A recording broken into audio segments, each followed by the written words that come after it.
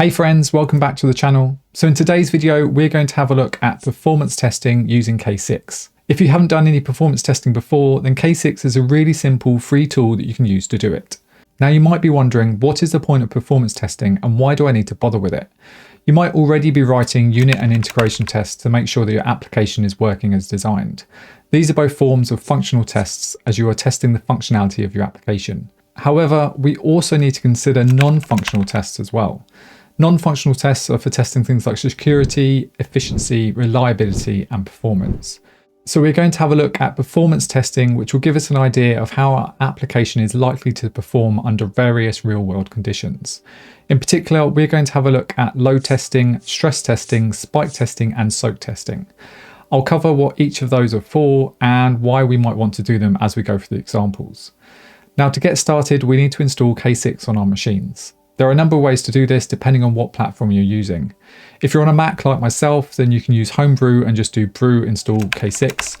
Or if you're on Windows and you have Chocolatey installed, you can also do Choco install K6. And there are also packages available for Linux, as well as the option of running it as a Docker image. Now, for the example shown in this video, I'm going to assume that you have K6 installed directly on your machine. So K6 tests are all written in JavaScript, and you don't need many lines of code at all to get started. So let's start a new test. First, we need to import the HTTP package from K6, and then add in an export default block, and inside we can basically add any JavaScript code we want. Here I'm doing a get call to an API running locally on my machine. If I run this, then it will call the API once and then stop, which is obviously not particularly useful by itself, but we can see here the details that we're going to get back when we run our tests. In particular, we can see how long the request took with HTTP request duration and how many requests per second it managed under HTTP requests. To make this more useful, we're going to add in some options. K6 has the concept of virtual users. This is the number of parallel requests that we're going to send to our API. If we just add in one user with a duration of 10 seconds, then this is going to call our API as many times as it can, one call after another until the time runs out.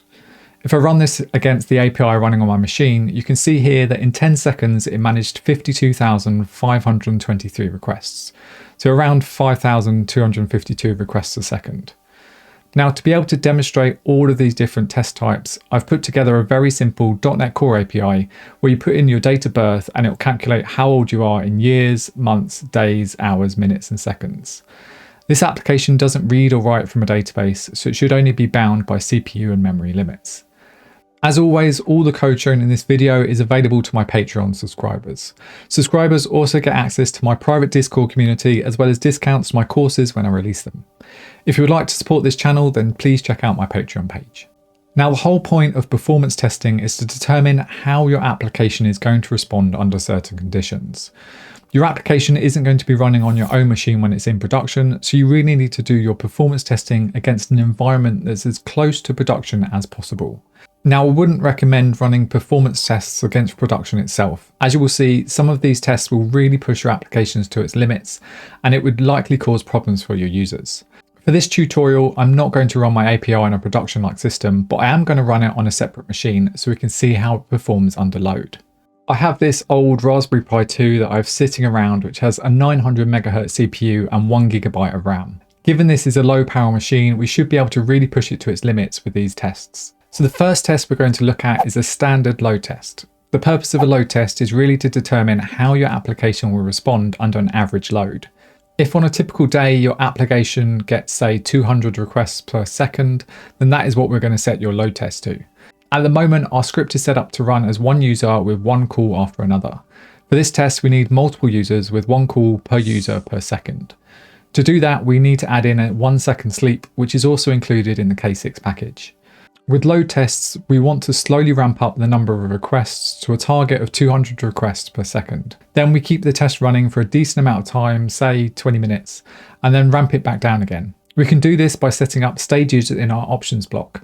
So we need to get rid of what we have currently and replace it with the stages that we want. This is good, but it's going to call our API with the same parameters over and over again. I haven't got any caching set up in this API, but generally it's a good practice to vary the test data so it's more realistic to a real-life load. With K6, you can set up a shared array that gives you a place to store all the data for your tests.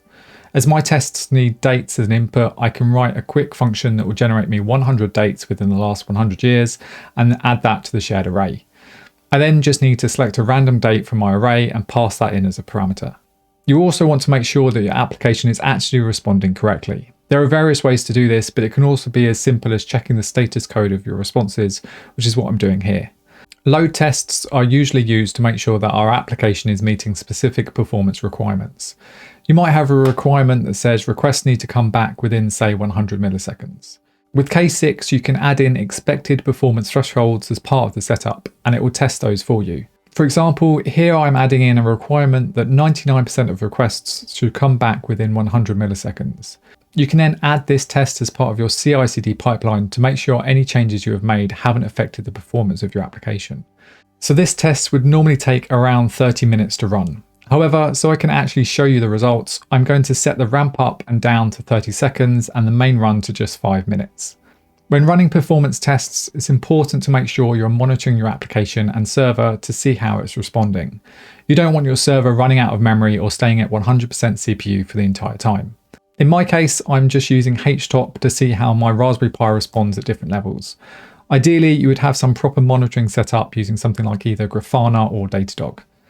So we can see that my Raspberry Pi is handling the load quite nicely with an average CPU usage below 20%. Once it's complete, you will get an output that looks something like this. You can see here there is a tick next to 200 showing all of the requests were successful. There's also another tick next to HTTP request duration, which is showing that it has passed the threshold that we set. With a stress test, we want to see how the application will handle an increased load. You can pick a realistic number for this, which might be a 50 to 100% increase in the number of requests. Alternatively, you could increase the number of requests until your application breaks, so you know what your system is capable of. In this test, I'm slowly ramping up the number of requests over the space of a minute, keeping it stable for 5 minutes before ramping up the number of requests again. This test will run for 23 minutes and the number of requests will increase from 200 up to 1000 requests per second. So you can see at 200 requests per second, things are pretty stable with an average CPU under 20%.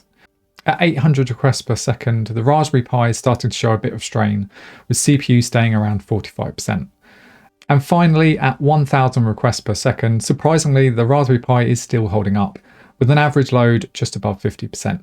We would probably have to push this even further if we want to get it to a breaking point, although a sustained load of that amount might not be realistic for your application. Now we can see here that the average and max response times are a lot higher compared to what it was with the load test, but it was still fairly respectable. There may be occasions though where you get a sudden spike of traffic that quickly dies off. Maybe your application gets on the front page of Hacker News and suddenly it has to deal with a very high load in a short space of time. This is where spike tests come in, where you have a very quick ramp up of traffic that lasts a short amount of time before quickly dying down. In this example, we're quickly increasing traffic to 2000 requests per second, holding it for 2 minutes and then quickly dropping back down again. Again, you can see at 2000 requests per second, my poor old Raspberry Pi is struggling a bit with very high CPU usage. The memory usage was also a lot higher than it was in any of the other tests that we looked at. I didn't include the 100 millisecond threshold in this test, but you can see from the results that it would have failed as the 95th percentile reached 101 milliseconds. In some cases, running a load test for half an hour isn't going to be enough to gauge the stability of your application. Things like memory leaks and excessive disk space usage happen gradually, and you aren't likely to notice them unless you run an application for an extended period of time. The soak test is similar to the load test we did earlier, except you're running it for a very long time. Typically around 8 hours, but you can run it for a lot longer if you need to. Generally, we set the number of virtual users to match the average load on your system, but if you're trying to test for excessive use of resources like disk space, then you may want to increase that amount so you don't have to run the test for so long. You can also use soak tests to make sure that you don't lose any requests, for example, if your application has to restart, or to check that there aren't any rate limits on third-party APIs that you're using. The stages for a soak test will typically include a short ramp up of traffic, followed by the sustained load, and then a very short ramp down. Don't worry, I'm not going to make you watch an 8-hour-long soak test. I hope this overview of performance testing has been useful. Make sure you check out the K6 documentation, which is very good, as there is a lot of additional options on there that might be useful for you. If you're looking to build resilient software, then you might want to check out this video on idempotency. Thank you for watching, and I will hopefully see you in the next video.